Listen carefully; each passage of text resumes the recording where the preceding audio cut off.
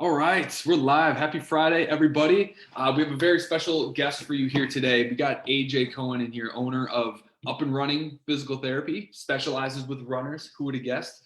And he's going to walk us through exactly how he pulled in over $4,000 in new patient revenue this month, and he only spent, what was it, $328 on Facebook ads. Mm-hmm. Yeah, totally. And I didn't mean to spend that. My first day, I screwed up the ad and ended up running it at $90 a day. But I only did that for about 4 hours on accident. I got like a couple leads in those couple hours, but yeah, it was supposed to be closer to 300. But yeah. Well, beautiful. Well, if we have time, I know you got to be quick because you're on baby duty and you never know when they're gonna wake up. So before we go into like showing you the exact before we go into showing the exact ads and landing pages that you're running, I just want to get show everyone kind of what your backstory is. How long have you been open as a practice, and what kind of marketing were you doing before you started doing Facebook ads? Yeah. So back in April of 2018, I started Up and Running Physical Therapy out of my house. And I have a bi-level, so you just kind of open my front door, and it's like you either go upstairs, which is where we live, and the main like bedroom and living area is, and or you go downstairs, and that's just like the guest level. Like we never would really use it. And so I had a nice, pretty open, like the living area of the downstairs was, God, how many square feet is that? I don't know. It's probably like 250 to 300 square feet or something. And I just basically practiced out of there for 9 months.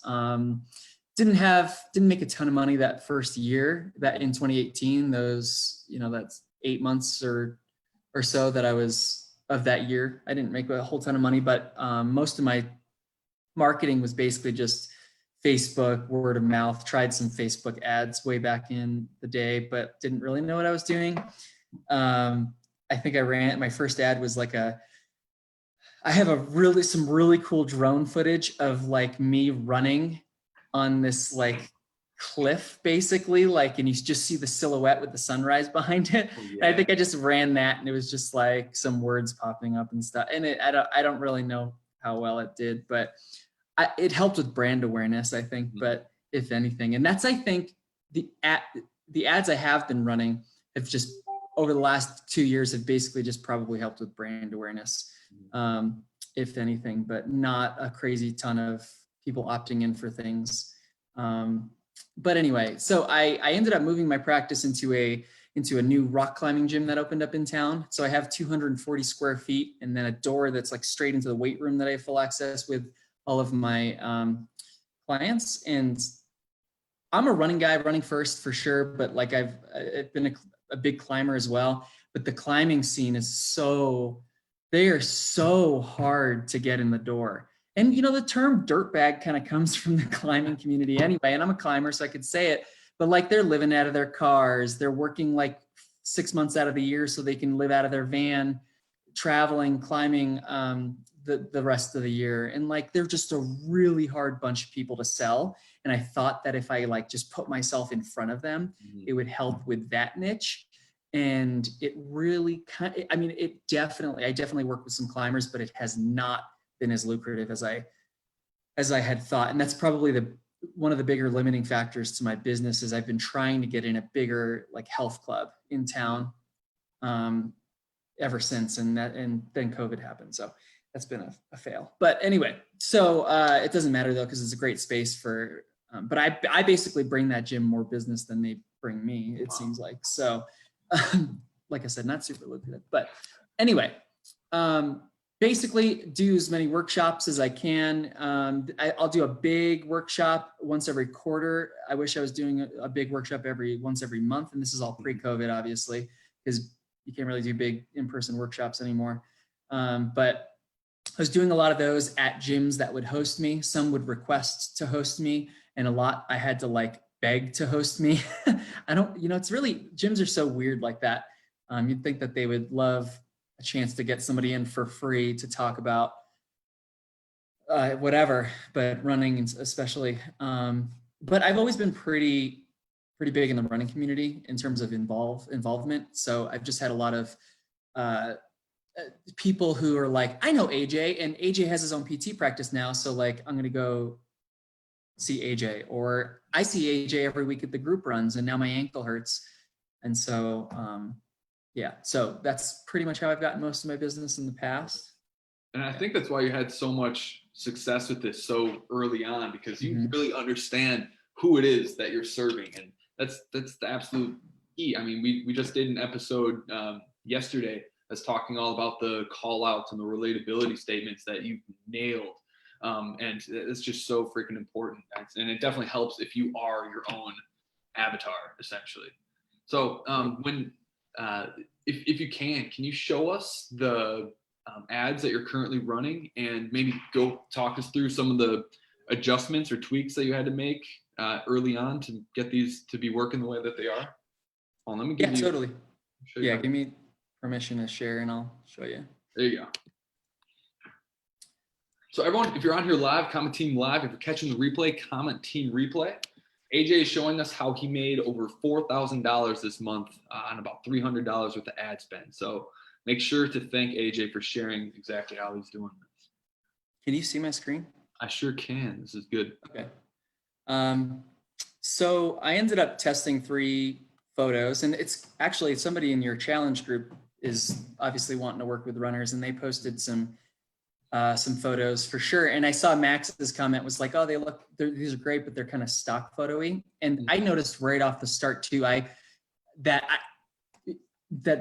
noticed Max had said stock photos don't perform super well, and I understood why. So I've always dabbled in like photography and stuff. So I have a lot of really great photos, but they all are just too good. You know what I mean? And the ones that perform the best are the ones that seem more authentic or like natural or like taken from a cell phone. So I ended up trying one of them just to see how it did. And then I ended up taking a photo of, me running with my family, just with my phone on a tripod. And then I have another one that can you see this tab? Or wait, not that tab. This tab. So then I took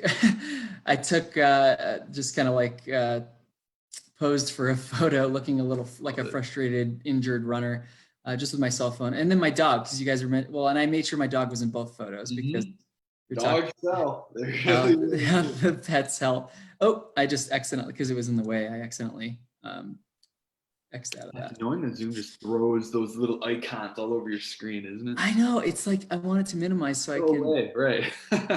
So I can. There we go. Okay, I just got to be careful when clicking it. So anyway, yeah, we have the call out and then the relatability questions.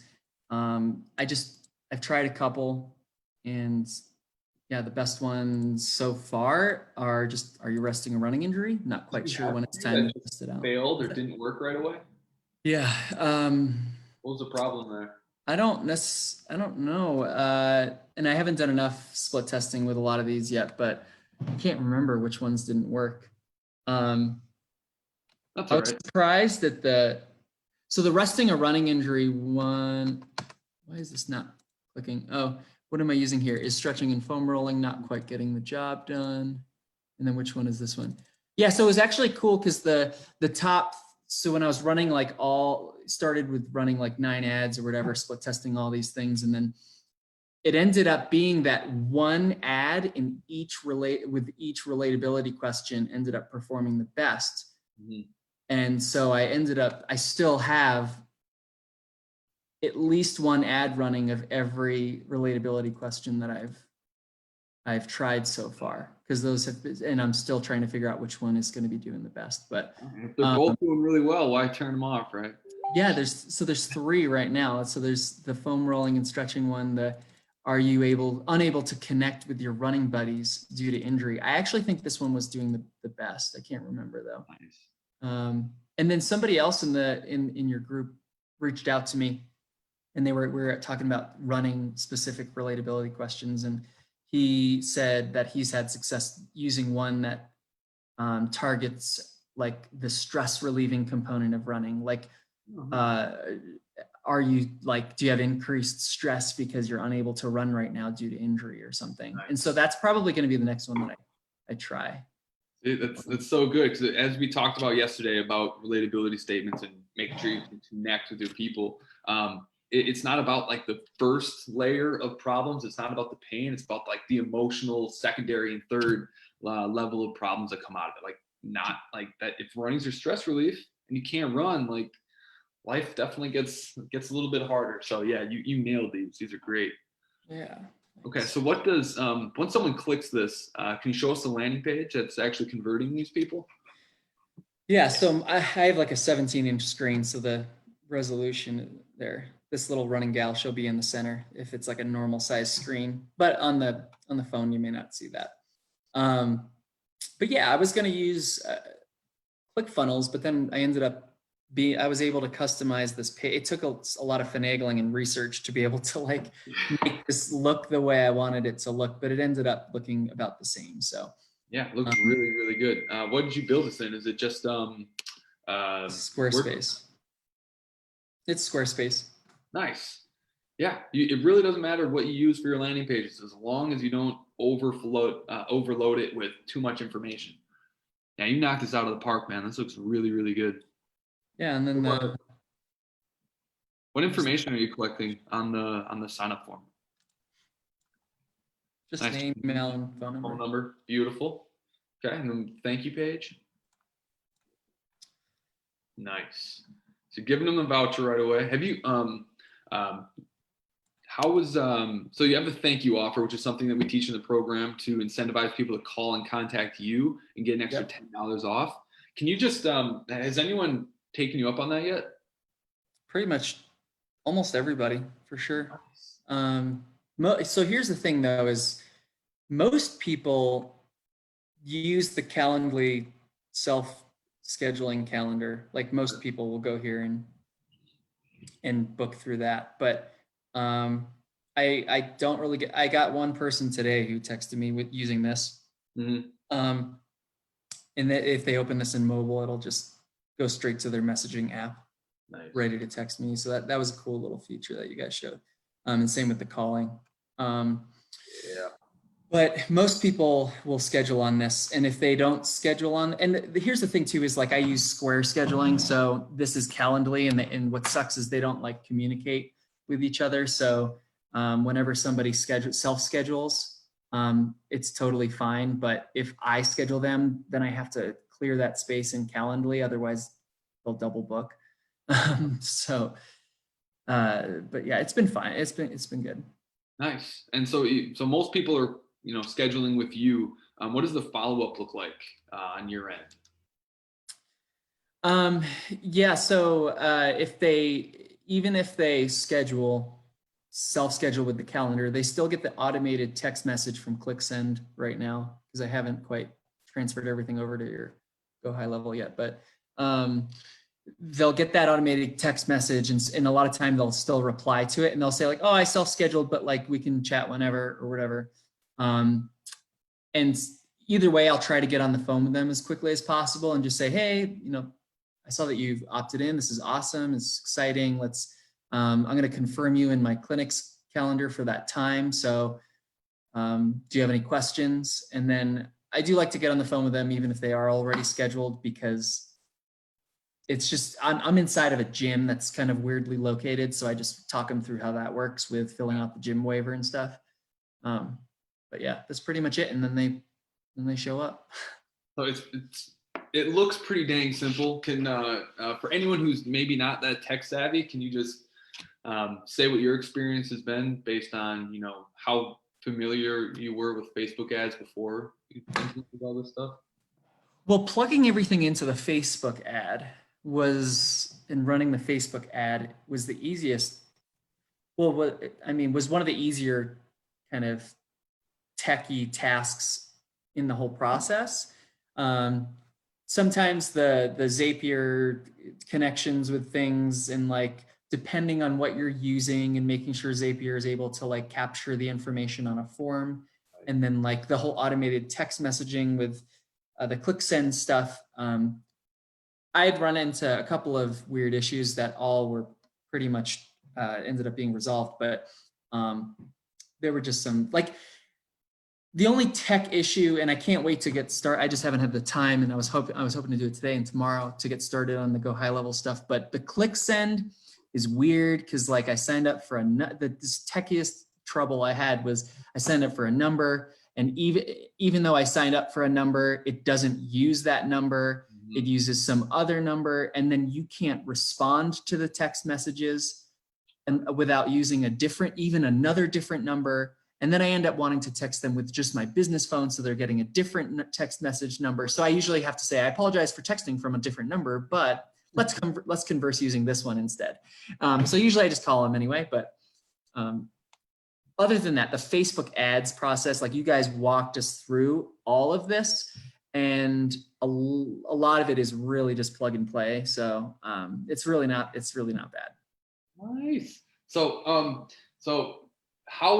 where were you at that got you to sign up for Challenge to begin with, and where are you at right now, and how does it feel knowing that you got this thing all set up and basically running itself in the background? Yeah, well, with COVID and everything, so I was in a weird situation because I may not have, when COVID was spiking in the beginning and everybody was freaking out more so, which maybe was, appropriate or whatever, but I didn't know how responsible it was to really see people in person anyway. But I didn't have a choice typically, really, because when you're a PT in a gym, it's this weird situation where you're an essential worker basically, but inside of a non-essential business. And so I didn't have the choice to see patients in person again, and nobody really wanted to spend money and go get PT at that time anyway. So I was calling the local nursing home for hours and trying to get everybody to do as much telehealth as possible, and not everybody was into that.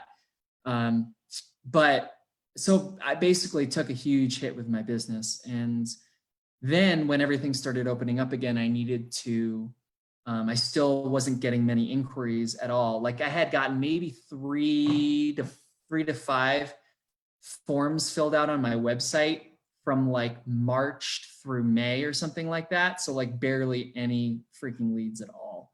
Yeah. And I was like, I need something to help me out of this slump. And so the whole making money process is how well can you get people to know that you're a business and that you can help them, and that's marketing, right? And then how well are you able to convert those people who are aware and inquiring into paying customers, and that's selling, right? So where is your deficit? And so my selling metrics have always been fairly, pretty good. That's definitely somewhere I want to push the needle in the future, but I can only focus on a certain thing at a time. And my biggest weakness was my marketing. Because I am a one-man show, I can't compete with the keywords on Google AdWords with these big companies in town. Even though what's really funny is running keywords are probably so expensive, and I don't need to really use any of them because it's in the name of my business, and so I show up first. Anyway, so that helps. But anyway, so marketing was my deficit, and I was like, I'm not getting any inquiries, I'm not getting any leads. I need something to help me with that. So I had reached out to Will and Alex, and I knew that they weren't doing a lot of this stuff anymore, and I just wanted them to point me in the direction of who was, and then he hooked us up together, and I just so beautiful. So now that you have the system that's working, how does it feel? It's just a lot of work, though. I mean, it's so worth it, but it's just I need to keep up with this and be on top of it. Otherwise I start getting behind in something you can't get behind on is like a gal. Actually, what's crazy too is my metrics may not be completely accurate and showing the whole benefit, because I have people who have filled out a normal form on my website who said they found me through the ad, but just didn't opt into the ad. And I even got a call from somebody this morning in between when we first chatted and then when we started this, from some gal who's like, I saw that, I saw your ad and I figured I'd call. But anyway, getting in touch with people immediately when it's top of the mind, is huge. And so I kind of drop everything And now I'm like behind on some documentation and stuff that I got to catch up on, but I'd rather be behind on documentation than let a lead go 2 days without talking to them, you know? Right. So. Yeah, no, I mean, that's a heck of a good problem to have, right? Just keeping up with the amount of people that are trying to do business with you. Yeah, Not totally. bad, not bad. So for anyone who might be on the fence about, joining Challenge, do you have any advice for them? Well, I mean, it's only $100 to join the challenge, right? So like, um, if you're still running it with that $100 Yeah. offer or Oh, yeah. whatever, like that's totally worth it. I mean, if you get one, I don't know what everyone's prices are like, but if you're charging what you're worth or even half of what you're worth, then you're gonna get your money back in one lead, probably, if you can sell them in one conversion, I guess, in one sale. You're gonna make up who knows how much more than that. I know my first sale, like literally the first runner assessment I scheduled and booked, I ended up making like $800 off of her almost instantly. So like, How many days after the challenge was that? it was the week after. I can't remember exactly when. Yeah, I can't remember, but it was like, I think that same day I sold another $800 package. So that's why it's called the New Patients Next Week Challenge. Yeah. Yeah, exactly. Awesome, man. I really appreciate you coming on here. I know you got to run. You're on baby duty. So I really think you just woke up. showing everyone exactly what's working for you. Everyone who's watching, you'd be crazy not to take a look at what AJ's doing here and try to model it yourself. And if you have any questions about how to implement this stuff, just comment on this post, reach out to us. We love helping people figure out and build this stuff out and manage it internally so that they can be independent, not have to pay massive agency fees. Setting this stuff up really isn't that hard, especially when you have someone's help, right? Totally worth it. No, it's definitely not that hard at all. Right. So take us up on it. If you have any questions whatsoever for AJ or for myself, throw them in the comments below. I'd be more than happy to help them out. And I'm sure if AJ has the time, I'd be happy to answer any small questions that you might have. But everyone, have a fantastic Friday. Have a great weekend. And AJ, thank you so much again for your time. Yeah, no problem. Thank you guys too. So take care. Awesome.